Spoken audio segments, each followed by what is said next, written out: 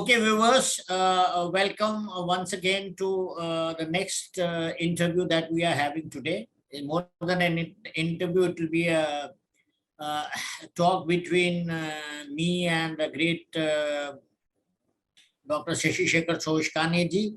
We shall be recording this interview under the aegis of Sampark Bharti, which is a global diaspora organization of Sanatani Indians, which is spread over 50 plus locations all around the world. The aim is to, provide jobs, give counseling on employment, career guidance, along with getting all the Sanatanis together at various places in the world in one platform.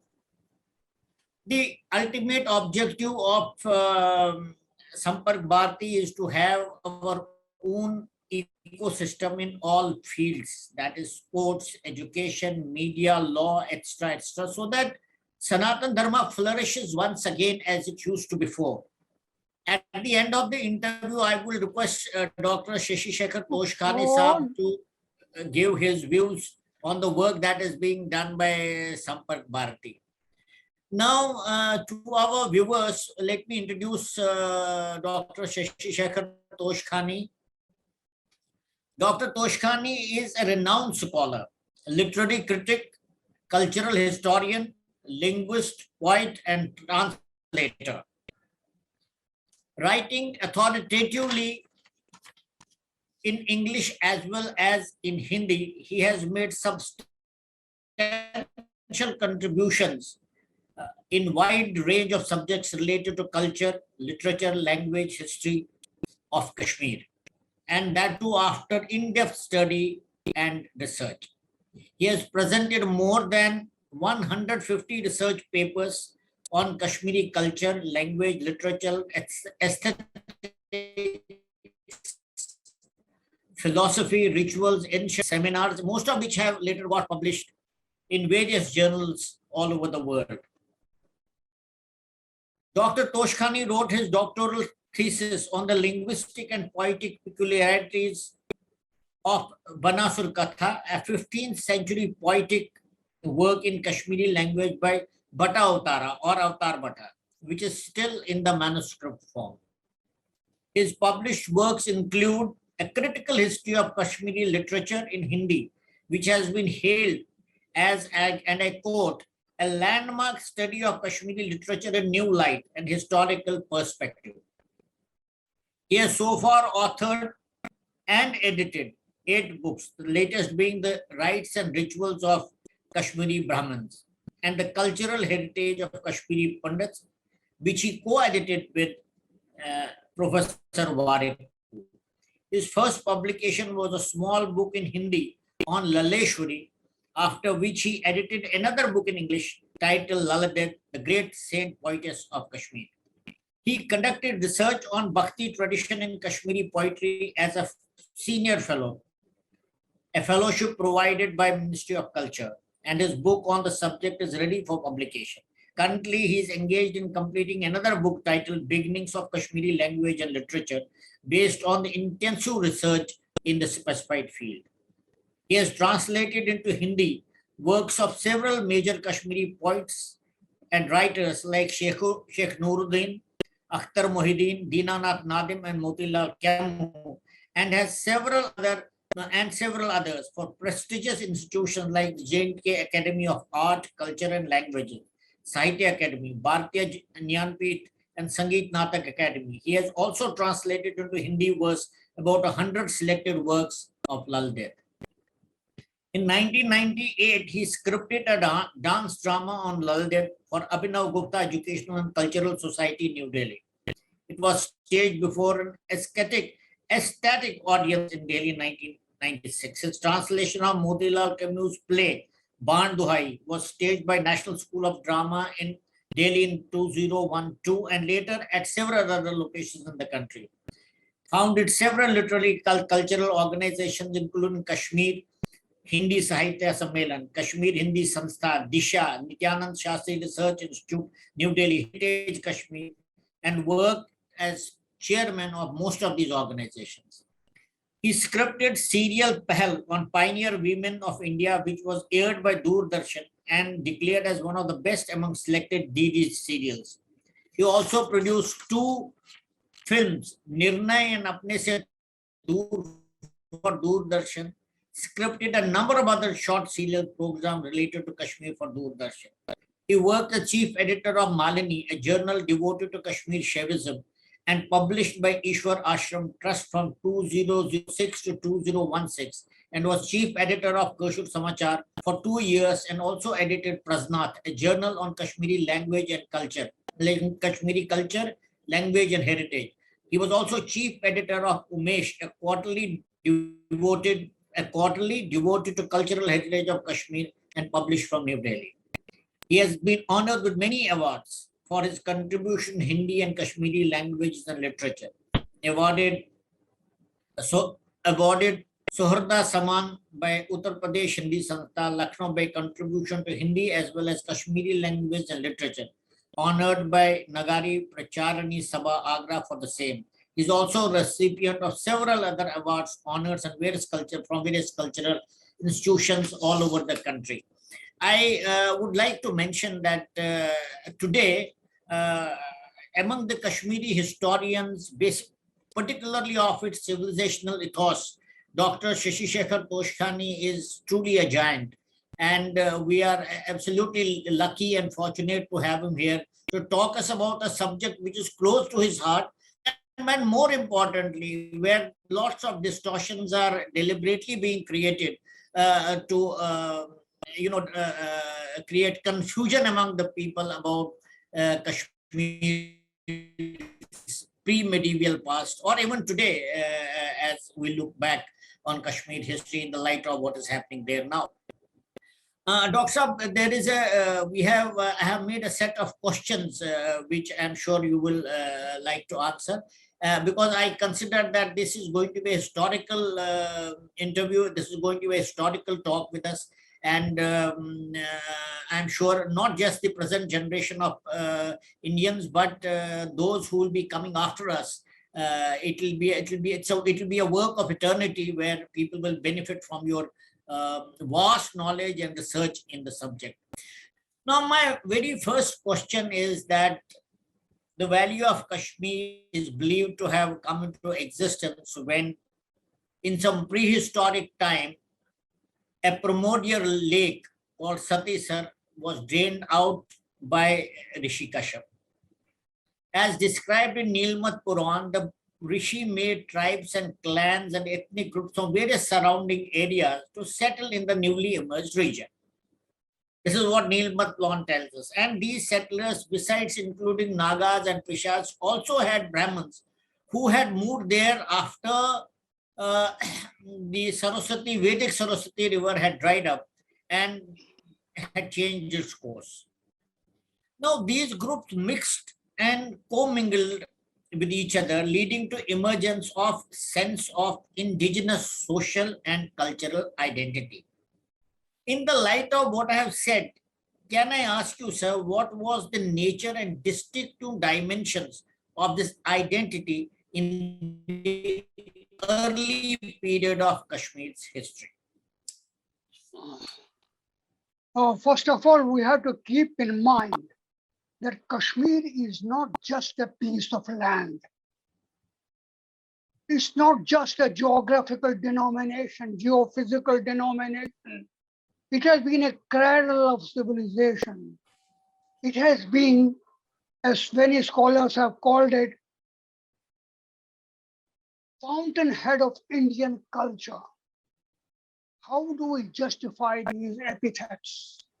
And how do we start the trajectory of this history of Kashmir, which brought Kashmir into the center of the Northwest Himalayan cultural scenario?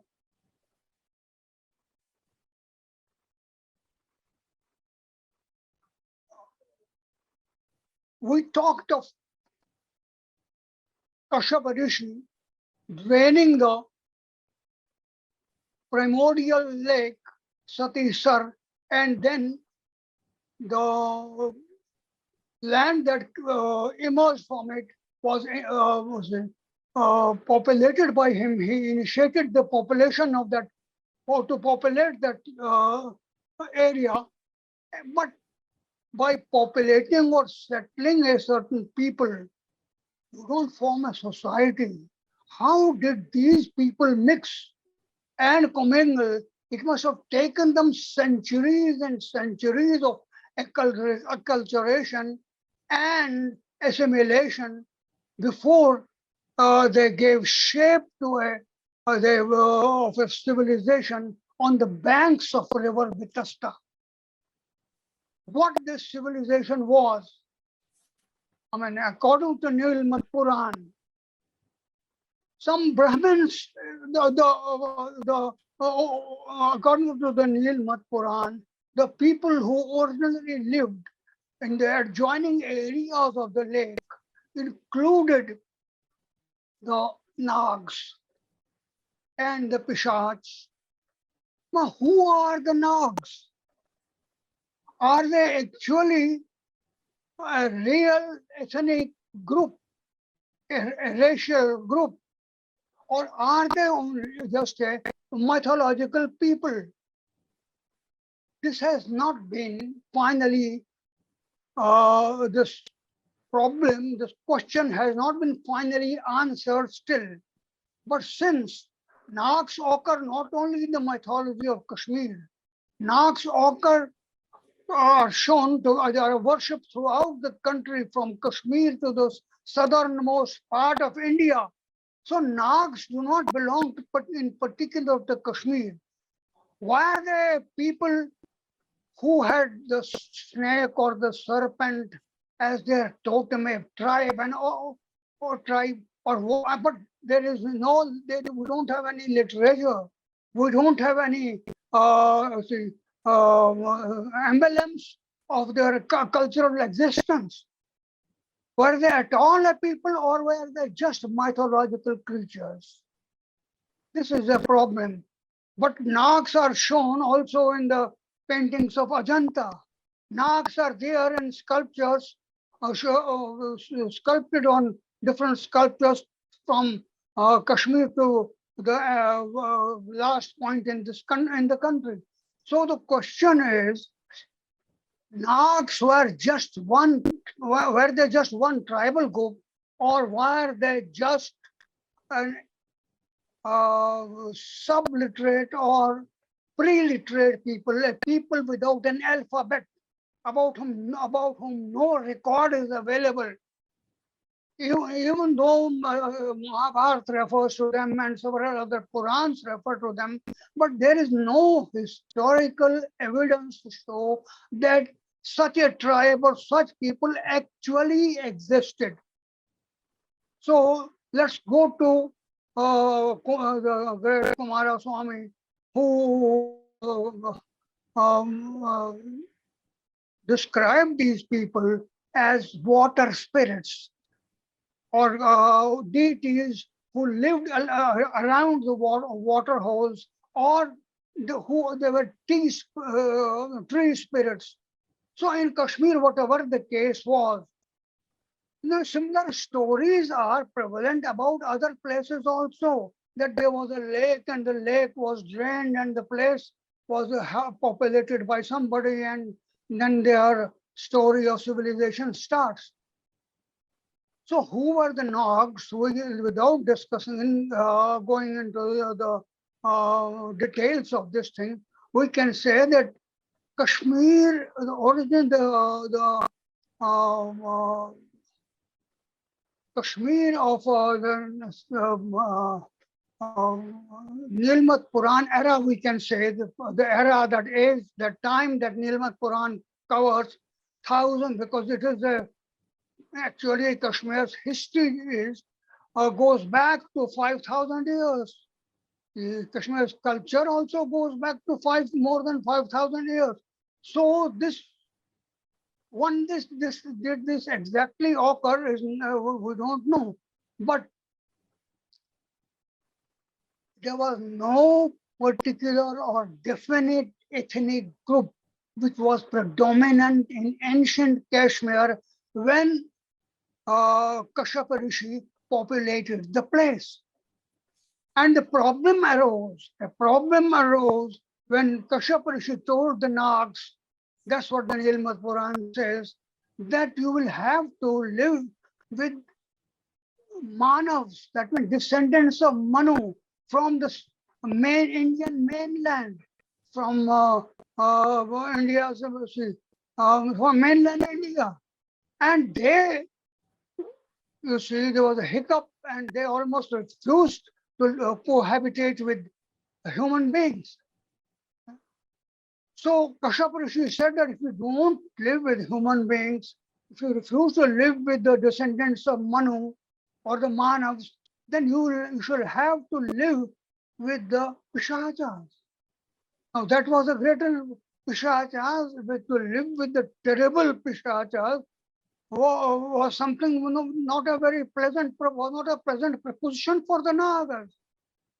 So finally, it was decided that for 6 months they will have to live with Pishachas, and then for 6 months they will go on, but they will have to live after that with the descendants of Manu from the main country, from the mainland India. Who were these people who came from mainland India? There is a very strong tradition among Kashmiri Pandits that they are Saraswat Brahmins. It is said that when the Saraswat river, which is described very effusively in the Rig Veda, very effusively in the beginning, suddenly something happened, some phenomenon took place, and the river dried up and changed its course and dried up. So who were these people? So Kashmiri Brahmins believe that they are descendants of Saraswat Brahman, and they have come from the valley of this river Saraswati. This is corroborated by 2 verses which Kashmiri Pandits usually sing towards the end of their wedding ceremonies. It's a hymn from the Vedas in which both the river Saraswati and the goddess Saraswati are praised. The hymn says that that the river Saraswati distributes its sweet water among people, just as a mother distributes her wealth among her daughters. And about the goddess Saraswati also, it uses very glowing terms, and both are naturally remembered and worshipped by Kashmiri Pandits on their wedding ceremonies. So most probably, it were the Brahmins from the Saraswat Valley who migrated to Kashmir and then had to live according to the injunctions and instructions of King Nila, the serpent king of Kashmir. Whatever be the case, there is no dominant ethnic race that lived in the dawn of civilization in Kashmir. There were many other races also. There were the Abisaras, there were Juhundras, there were Antargiris, there were Bahirgiris, there were the Khashas, there were so many other races which are mentioned in the Nilmat Puran.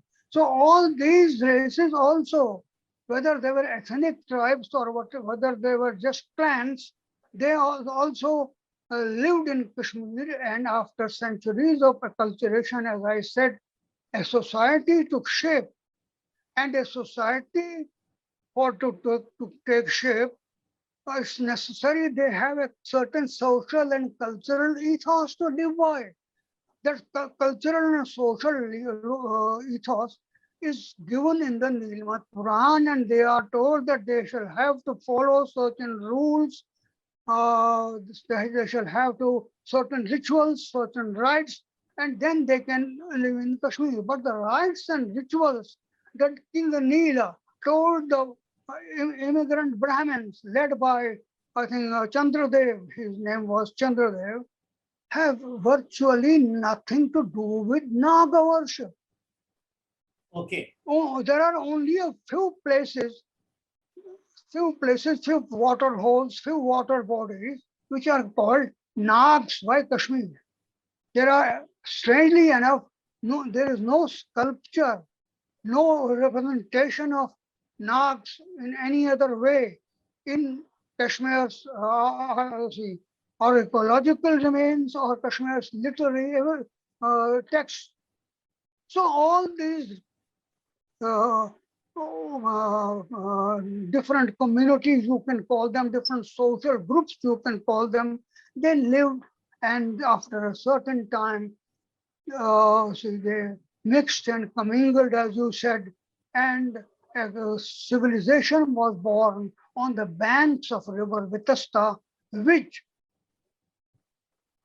again in Ilmat Quran is called a manifestation of the great goddess herself. So Kashmir itself, the mountain itself, you see, was a part of Lord Shiva. Kashmir itself was the land itself was the king itself of the land itself was a part of this part or manifestation of Lord Shiva. So from the beginning, we have this kind of an ethos in which Shiva was considered to be the highest, the most beloved, and the most important deity.